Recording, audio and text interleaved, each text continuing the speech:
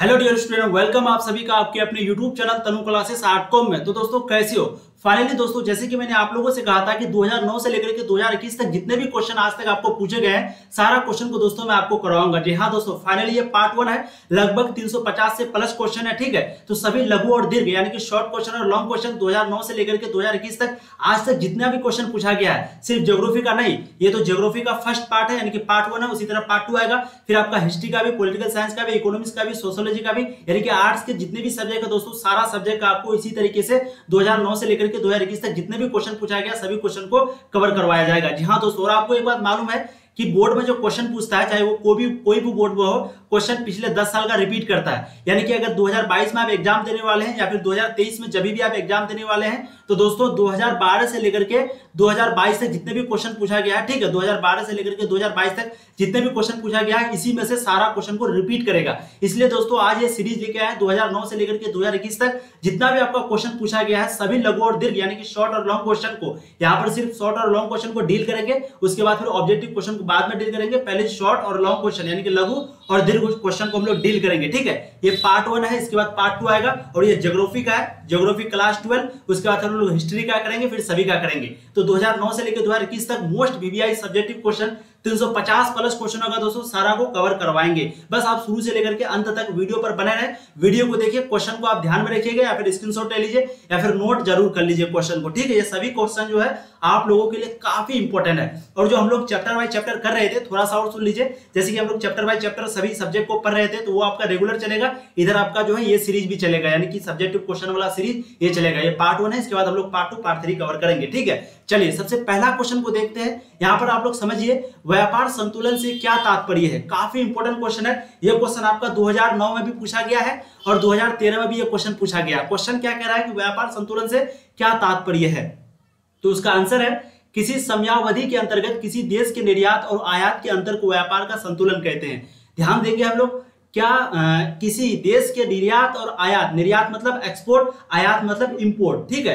तो एक्सपोर्ट, निर्यात मतलब क्या, बाहर निकालना, देश से बाहर निकालना, कोई सामान को देश के दूसरे देश में जाकर के बेचना, ये हो गया निर्यात। और इंपोर्ट मतलब क्या, देश के अंदर आके बेचना, यानी कि देश के अंदर आना, तो इसको हो गया इंपोर्ट इंग्लिश में बोलते हैं। तो निर्यात और आयात के अंतर को हम लोग व्यापार संतुलन कहते हैं। क्या कहते हैं? व्यापार संतुलन। यदि कोई देश वस्तुओं से या फिर सेवाओं का निर्यात आयात की अपेक्षा अधिक करता है तो व्यापार संतुलन को अनुकूल या धनात्मक कहते हैं। यदि आयात निर्यात से अधिक होता है तो व्यापार संतुलन को प्रतिकूल अथवा ऋणात्मक कहते हैं। तो यहाँ पर हम लोग ध्यान देंगे। सबसे पहले क्वेश्चन पूछा, क्वेश्चन को देखिए, व्यापार संतुलन से क्या समझते हैं। तो व्यापार सबसे पहले होता क्या है, तो दोस्तों व्यापार संतुलन होता है यानी कि इंपोर्ट, किसी देश से हम लोग इंपोर्ट करते हैं, एक्सपोर्ट करते हैं, यानी कि निर्यात और आयात करते हैं, उसको हम लोग व्यापार संतुलन कहते हैं। अब अगर कोई देश वस्तु और सेवा का निर्यात अधिक से अधिक करता, निर्यात करता मतलब एक्सपोर्ट करता, अधिक से अधिक करता, ठीक है, तो उसको जो है अनुकूल या धनात्मक कहेंगे। जैसे कि इंडिया में अगर बहुत ज्यादा सामान बनेगा, इंडिया में अगर हथियार वगैरह ज्यादा बनेगा और इसको अगर एक्सपोर्ट करेंगे तो ये हम लोगों का कंट्री के लिए बेनिफिट है। वहीं पे अगर हम लोग खरीदेंगे, उल्टा खरीदेंगे,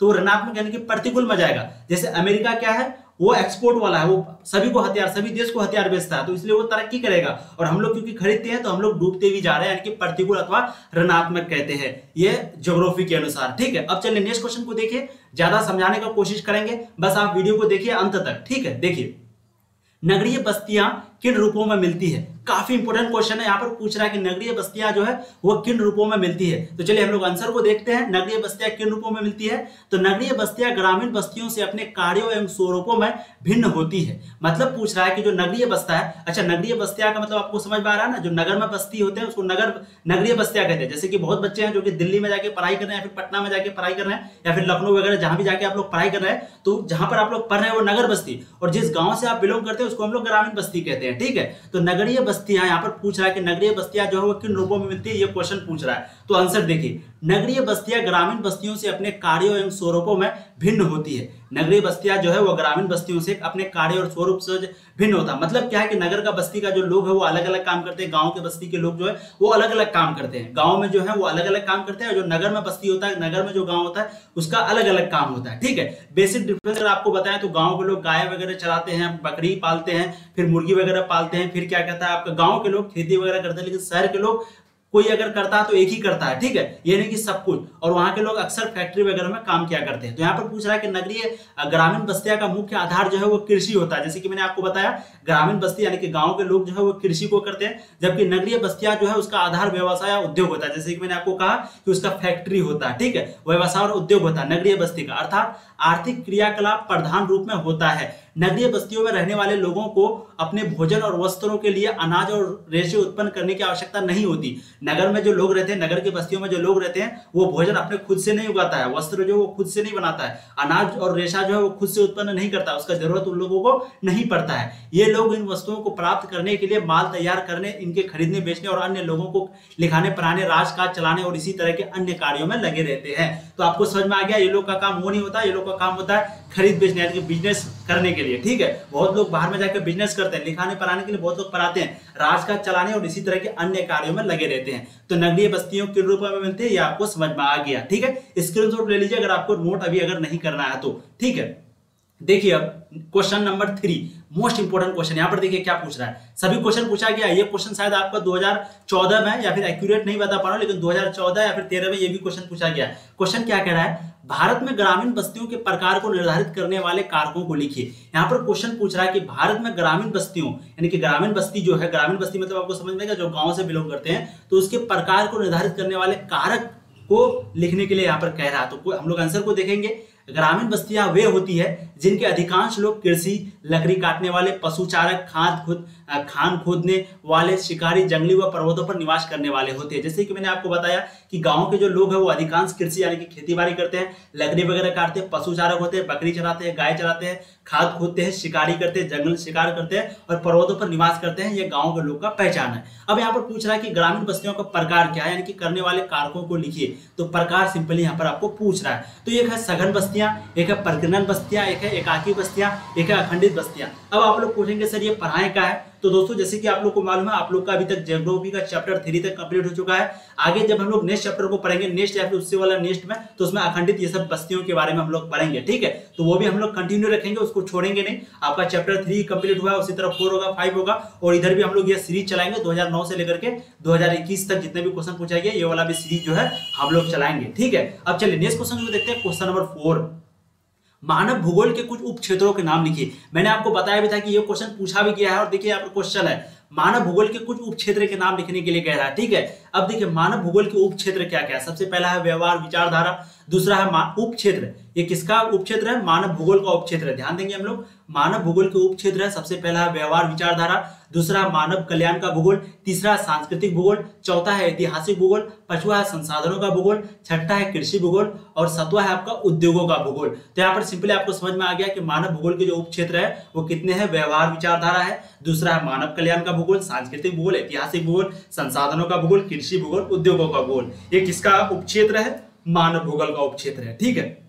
चलिए अब नेक्स्ट क्वेश्चन की ओर चलते हैं। जनसंख्या संगठन से आप क्या समझते हैं, मोस्ट वीवीआई जो क्वेश्चन। जी हाँ दोस्तों, क्योंकि ये क्वेश्चन बहुत बार रिपीट किया, 4 या 5 बार ये क्वेश्चन अब तक पूछा जा चुका है कि जनसंख्या संगठन से आप क्या समझते हैं। चलिए हम लोग आंसर को देखते हैं, काफी इंपॉर्टेंट आंसर है इसका। जनसंख्या संगठन या जनसांख्यिकी संरचना दोनों एक ही चीज होता है। जनसंख्या संगठन या फिर जनांकीय की संरचना जनसंख्या की उन विशेषताओं को कहा जाता है जिनकी माप की जा सके तथा जिनकी मदद से दो भिन्न प्रकार के व्यक्तियों के समूह में अंतर स्पष्ट किया जा सके। आयु, लिंग, क्षमता, जो क्वेश्चन इजी रहेगा मैं उसको ज्यादा डिटेल में नहीं समझाऊंगा, मैं जल्दी कर जाऊंगा, ठीक है। ये बहुत इजी क्वेश्चन है। तो यहाँ पर जनसंख्या संगठन या जनांकीय की संरचना जो है वो जनसंख्या की उन विशेषताओं को कहा जाता है जिनकी माप की जा सके, यानी कि जिसको हम लोग माप सके, जिनके मदद से हम लोग दो भिन्न प्रकार के व्यक्ति, समूह, जाति को जो हम लोग अंतर स्पष्ट कर सके।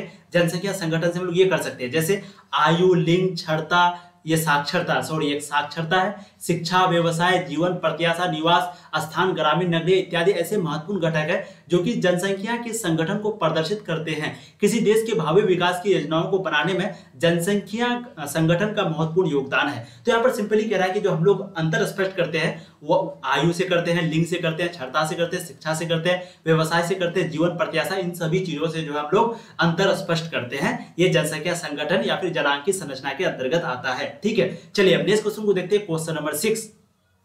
ये भी वीवीआई क्वेश्चन है, ध्यान देंगे क्वेश्चन में क्या कह रहा है। भारत में पवन ऊर्जा की संभावनाओं को लिखें। यहाँ पर पूछ रहा है कि भारत में पवन ऊर्जा की संभावनाओं को लिखने के लिए कह रहा है दोस्तों। काफी इंपॉर्टेंट क्वेश्चन है ये भी, ठीक है। क्या है इसका आंसर?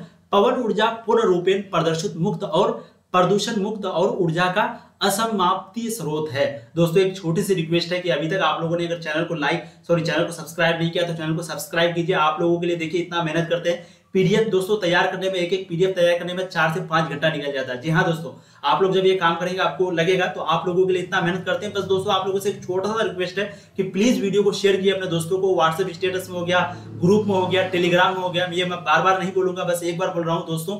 आप लोग प्लीज वीडियो को देखने के बाद वीडियो के अंत में या फिर अभी जस्ट शेयर करके फिर दोबारा देखिए। जी हाँ दोस्तों, आप लोग शेयर करेंगे, सपोर्ट करेंगे तो हम लोगों को भी मोटिवेट मिलेगा और दोस्तों हम लोग और अच्छे से अच्छे क्वेश्चन आप लोगों के लिए टाइप करेंगे और लेके आएंगे। क्योंकि आप जानते हैं दोस्तों एक पीडीएफ बनाने में, यानी कि अगर 4 से 5 पेज का पीडीएफ है तो कम से कम 2 से 3 घंटा लेता है दोस्तों। फिर क्वेश्चन ढूंढो, फिर सारा चीज देखो, ठीक है। इसलिए प्लीज आप लोग जो सपोर्ट कीजिए, वीडियो को शेयर कीजिए अपने दोस्तों को। जो भी आपके दोस्तों उसको बताइए कि यहाँ पर जो है संपूर्ण तैयारी होती है क्लास 12 आर्ट्स का इस चैनल पे, ठीक है।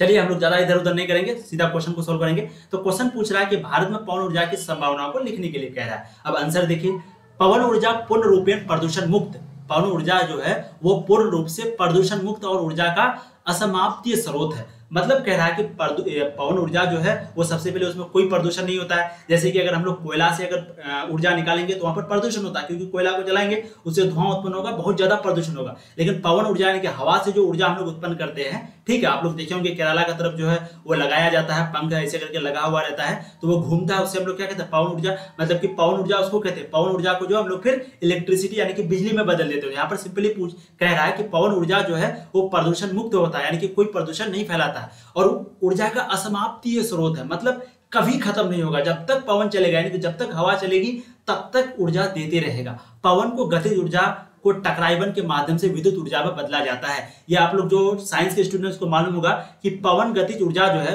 पवन गतिज ऊर्जा क्या है, थोड़ा सा मैं आप लोगों को बताता हूं। जैसे कि मान लेते हैं ये पोल है, ठीक है।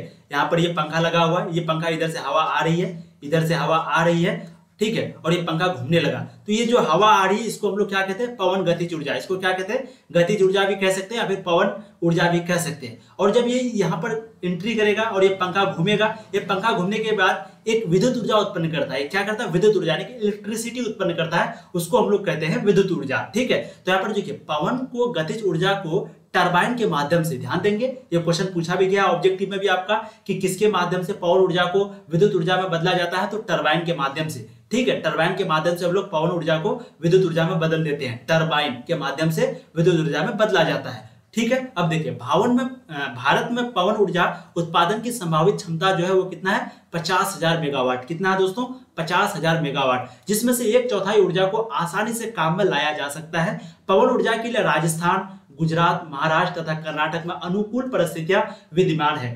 थोड़ा सा पहले क्वेश्चन को आंसर को देखिए। गुजरात के कच्छ में लांबा का पवन ऊर्जा है, लांबा का पवन ऊर्जा और ऊर्जा संयंत्र एशिया का सबसे बड़ा संयंत्र है। पवन ऊर्जा का एक और संयंत्र तमिलनाडु के तूतीकोरिन में स्थित है। तो दोस्तों यहाँ पर कह रहा है, सबसे पहले एक ऑब्जेक्टिव क्वेश्चन यहाँ पर फंसा। अभी जब भी आपको एक क्वेश्चन पूछे भारत में पवन ऊर्जा की संभावनाओं के लिखे तो आपको यही लिखना है। सबसे पहले लिखना पवन ऊर्जा जो होता है वो प्रदूषण मुक्त होता है और वो ऊर्जा का असमाप्त यानी कि कभी ना खत्म होने वाला ऊर्जा होता है। और पवन को गतिज ऊर्जा कहते हैं और गतिज ऊर्जा को टरबाइन के माध्यम से विद्युत ऊर्जा में बदला जाता है, ठीक है। और पवन ऊर्जा उत्पादन जो है संभावित भारत में क्षमता जो है वो 50,000 मेगावाट है।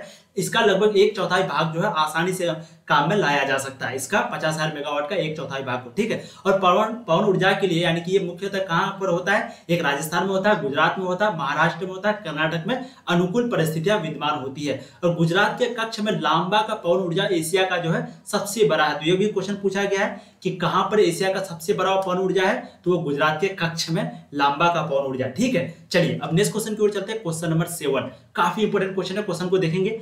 तीर्थ क्रियाकलापों का वर्णन करें। देखिए दोस्तों आप लोग कमेंट जरूर कीजिए, कोई भी आपको गलती लगे, अगर आपको लगे कि वीडियो लंबी बन रही है तो उसमें भी कमेंट कीजिए, या फिर आप लोगों को और समझना है तो उसमें भी कमेंट कीजिए कि सर और अच्छे से समझाइए, ठीक है। जो भी कमेंट है दोस्तों आप लोग कीजिए, करेंगे तभी। देखिए कमेंट नहीं करते तो हम लोगों को लगता है कि पता नहीं क्या हुआ नहीं हुआ।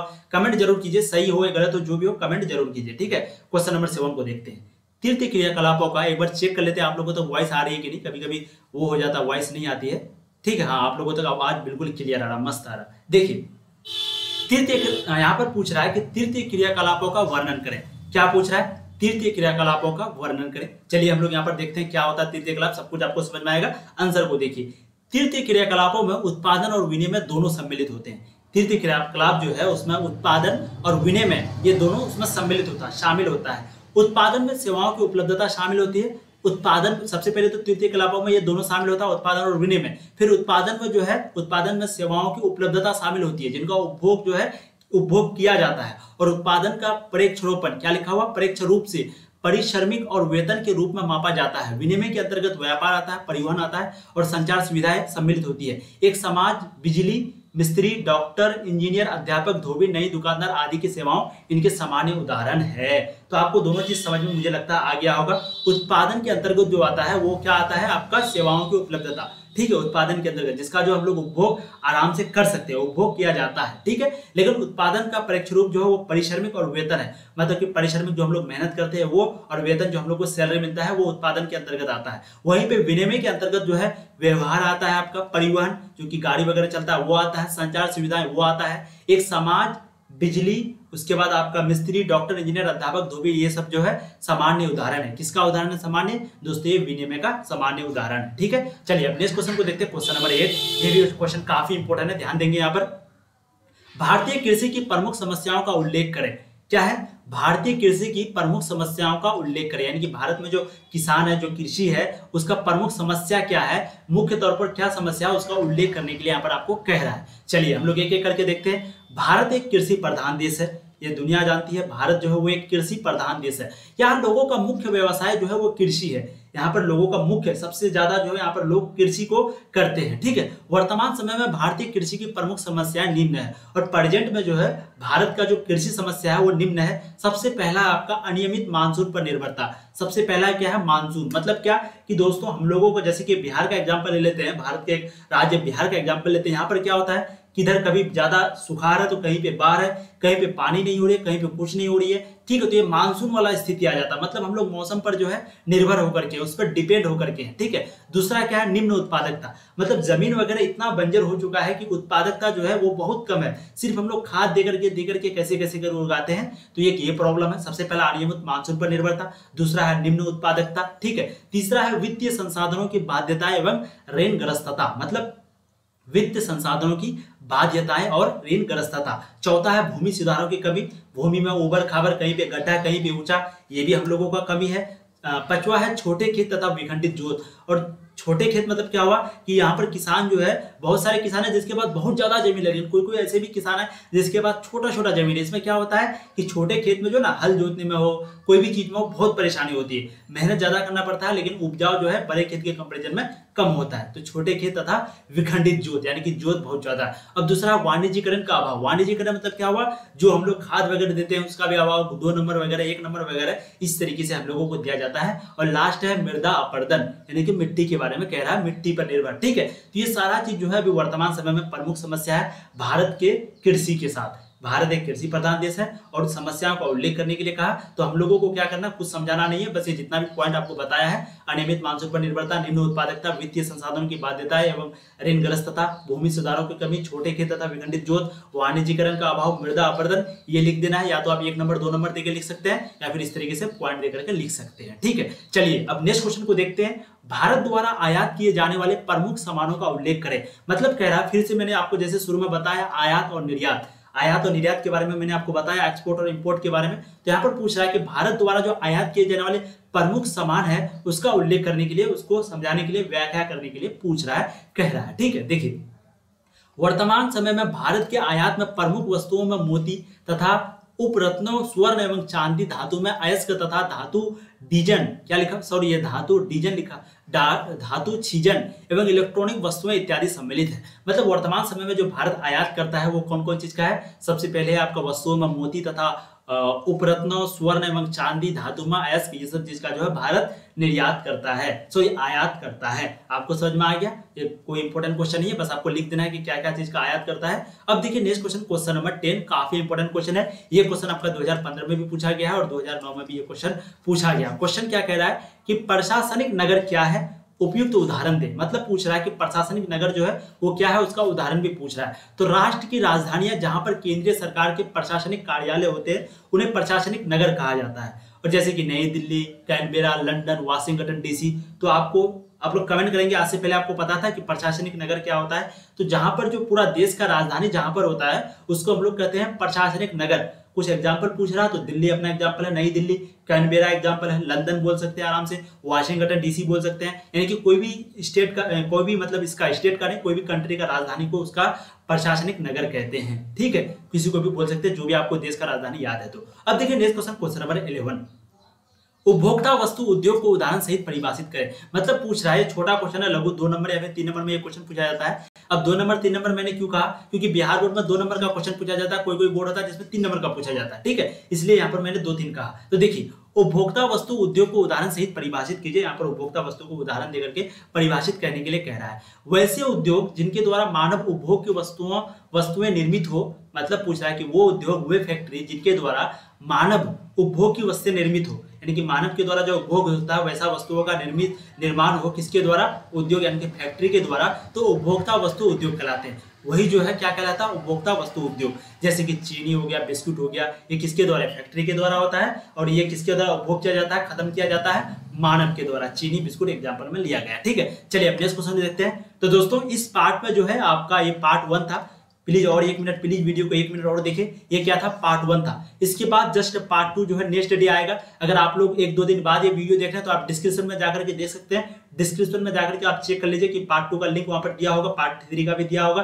ठीक है, तो ये पार्ट 1 था। उसके बाद फिर पार्ट 2 नेक्स्ट डे आएगा, फिर पार्ट 3 इस तरह करके नेक्स्ट डे आएगा। और टोटल आपका 350 प्लस सब्जेक्टिव। जी हाँ दोस्तों, हो सकता है 400 प्लस भी, लेकिन 350 प्लस सब्जेक्टिव 2009 से लेकर के 2021 तक यूट्यूब में आप नहीं देखे होंगे। इतना क्वेश्चन आपको कराया जाएगा, पार्ट 1, पार्ट 2, पार्ट 3 ऐसे करके। बस आप लोगों से एक छोटा सा रिक्वेस्ट है, चैनल पे पहली बार आए तो सब्सक्राइब कीजिए। आप लोगों के लिए दोस्तों इतना क्वेश्चन टाइप करते हैं, इतना मेहनत करते हैं, बस आप लोग एक सपोर्ट दिखाइए, लाइक वगैरह करके, शेयर करके, सब्सक्राइब करके अपने दोस्तों को बताइए कि यहाँ पर पूरी तैयारी। और जो स्टूडेंट नए जुड़े हैं उसके लिए फिर से एक बार बता देते हैं कि यहाँ पर जो आपका 12 आर्ट्स की संपूर्ण तैयारी होती है। पहले हम लोग थ्योरी को पढ़ाते हैं, फिर आपका क्वेश्चन आंसर करते हैं। बिल्कुल क्लास ऑफलाइन के जैसा पढ़ाई होती है, आपको मजा आ जाएगा। बस एक बार आप चैनल पे जाके विजिट करके देख लीजिए। ठीक है, चलिए फिर मिलते हैं नया वीडियो में। तब तक के लिए आप लोग पढ़ाई करते रहिए। All the very best.